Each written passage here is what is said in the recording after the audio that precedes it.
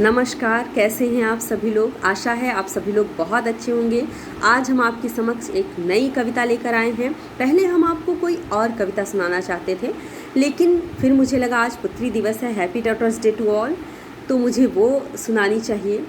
दरअसल इस कविता के पीछे एक छोटी सी घटना है। कभी कभी शब्द हमारे होते हैं, लेकिन उसके पीछे का भाव और जो प्रेरणा है वो कोई और होता है।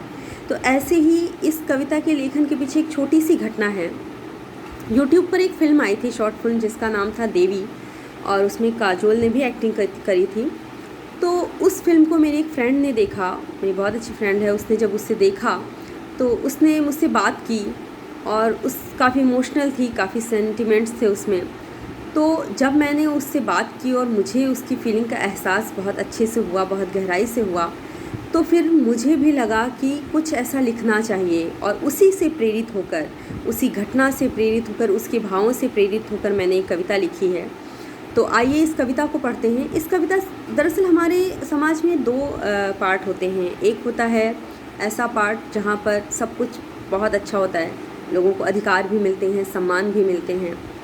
लेकिन वहीं एक यथार्थ होता है जहाँ पर कुछ लोग बहुत संघर्ष करते हैं अपने वास्तविक स्थिति में, अपने जीवन में, अपने दैनिक जीवन में। कहीं ना कहीं वो खुद भी उसमें बहुत परेशान हो जाते हैं। तो ऐसे ही स्त्रियों के साथ भी है, लड़कियों के साथ है। एक ऐसा समाज है जहाँ स्त्रियाँ भरपूर स्वतंत्रता के साथ, और शायद एक स्वतंत्रता से ज़्यादा कभी कभी उसका फ़ायदा लेते हैं हम लोग अच्छे से जीवन जीते हैं।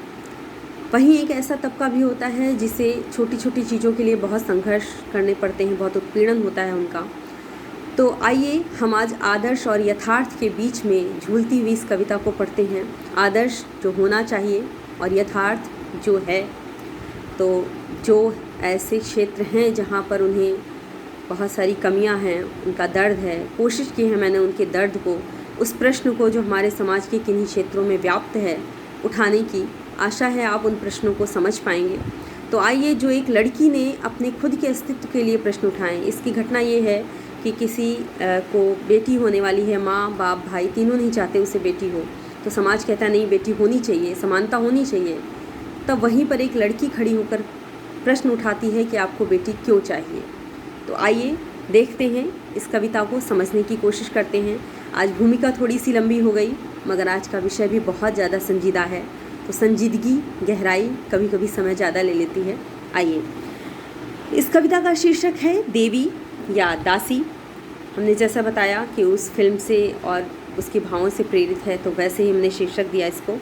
एक बाप ने फिर से लड़की को मारना चाहा, एक बाप ने फिर से लड़की को मारना चाहा, लड़की को मारना चाहा। माँ भी बेटी के नाम पर बिफर गई, माँ भी बेटी के नाम पर बिफर गई। भाई कहता है मुझे भाई चाहिए, भाई कहता है मुझे भाई चाहिए। सब तिरस्कार करने लगे, सब तिरस्कार करने लगे। बड़े बड़े मंचों से धिक्कारने लगे, बड़े बड़े मंचों से धिक्कारने लगे। लड़का लड़की समान है, लड़का लड़की समान है।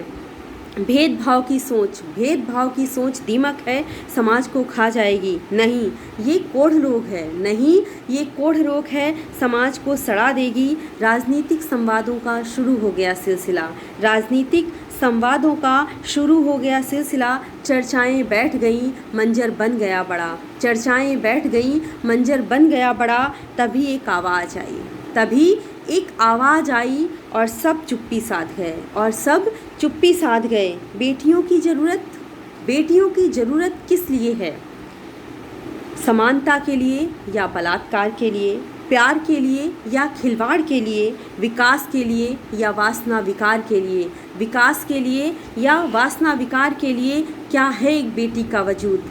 क्या है एक बेटी का वजूद? उसकी सुंदरता या उसका व्यक्तित्व? उसकी सुंदरता या उसका व्यक्तित्व? उसका शरीर या उसका अस्तित्व? उसका शरीर या उसका अस्तित्व? बेटी क्यों चाहिए?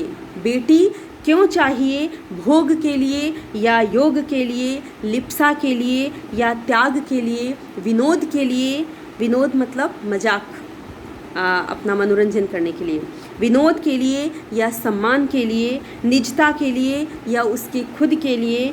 क्यों एक पटल पर सब चीख रहे? क्यों एक पटल पर सब चीख रहे, वो लड़की कह रही है, क्यों एक पटल पर सब चीख रहे, समानता के गोबर से रेती को लीप रहे, क्यों एक पटल पर सब चीख रहे, समानता के गोबर से रेती को लीप रहे, शुष्कता में क्यों सरसता चाहिए, शुष्कता में क्यों सरसता चाहिए, क्या खुद के विषयों की परिपूर्ति चाहिए। मैं तो कहती हूँ लड़की का नामो निशा मिट जाए, मैं तो कहती हूँ लड़की का नामो निशा मिट जाए, तब शायद इस समाज को समझ आए, तब शायद इस समाज को समझ आए कि बेटी देवी नहीं है, बेटी दासी भी नहीं है, बेटी देवी नहीं है, बेटी दासी भी नहीं है, उसे बेटी ही रहने दो, पूजो भले नहीं दुत्कारने को रहने दो, पूजो भले नहीं दुत्कारनों को रहने दो, जब तक इन हैवानों की वासना पर लगाम न लग जाए, जब तक इन हैवानों की वासना पर लगाम न लग जाए, जब तक इन्हें बेटी की कद्र न आए, जब तक इन्हें बेटी की कद्र न आए। हे ईश्वर किसी को बेटी मत देना, हे ईश्वर किसी को बेटी मत देना, जब तक चर्चाएं कार्यों में बदल न जाएं, जब तक चर्चाएं कार्यों में बदल न जाएं, संसद से उठकर ये बात घरों तक पहुंच न जाए, संसद से उठकर ये बात घरों तक पहुंच न जाए। हे ईश्वर, हे मौला, किसी को बेटी मत देना, किसी को बेटी मत देना। धन्यवाद। तो यही मेरी कविता थी आज की। सोचिए, एक बेटी ने जब ये कहा है कि उसका नामो निशा मिट जाए, तो उसने अपने दिल पर कितना बड़ा पत्थर रख के ये बात कही होगी। तो आइए, किसी को सम्मान देना, किसी को रेस्पेक्ट देना, हम गिवर बनते हैं, हम साथ रहना, हमें किसी को देवी नहीं बनाना है मगर दासी भी नहीं बनाना है। हम साथ साथ रहते हैं, एक दूसरे के प्रति सम्मान के साथ रहते हैं, रिश्तों में पवित्रता और त्याग लेकर आते हैं। और उसके बाद देखिए, कभी किसी को पुत्री दिवस मनाने की ज़रूरत नहीं पड़ेगी, किसी को फादर्स डे मनाने की ज़रूरत नहीं होगी, किसी को मदर्स डे मनाने की ज़रूरत नहीं होगा, क्योंकि भारत उत्सवों का शहर है, भारत उत्सवों का राष्ट्र है। यहाँ का हर दिन एक उत्सव का दिन होगा, सब होंगे और सब के लिए हर रिश्ते का कोई एक दिन नहीं बल्कि सब दिन सारे रिश्तों के लिए होंगे। तो आइए ऐसी स्थिति लाते हैं। धन्यवाद आप सभी के लिए बहुत बहुत, जो आपने मेरी इस कविता को सुना इतनी देर। आज समय ज़्यादा हो गया, लेकिन कभी कभी हमें इन विषयों पर समय देना भी चाहिए। तो एक चीज़ और कहना चाहेंगे हम, पुत्री पवित्र से बनी है, तो हम बेटियों के भी कुछ दायित्व होने चाहिए। हमें कहते हैं हम वैसे रहेंगे जैसे हमें रहना है, हमें आज़ादी चाहिए, हम फ्री हैं, लेकिन हम सब एक दूसरे से बंधे हुए हैं। हमारे हर कार्य का प्रभाव किसी और पर पड़ता है, वैसे ही जैसे किसी और के कार्य का प्रभाव हम पर पड़ता है। तो हम सब गुथे हुए हैं, कोई एक कड़ी टूटेगी तो सब टूटेंगे। तो आइए मिलकर इन कड़ियों को जोड़ते हैं और एक कड़ी से दूसरी कड़ी को संभालने की कोशिश करते हैं, अपनी जिम्मेदारी को समझते हुए, अपने कर्तव्यों को समझते हुए दूसरों को उनके अधिकारों को याद दिलाते हैं। तो आइए, ज़रूरत है ऐसे भारत के निर्माण की जहाँ सब दिन सारे रिश्तों के लिए हों, कोई एक दिन किसी रिश्ते का ना हो। धन्यवाद आप सभी का।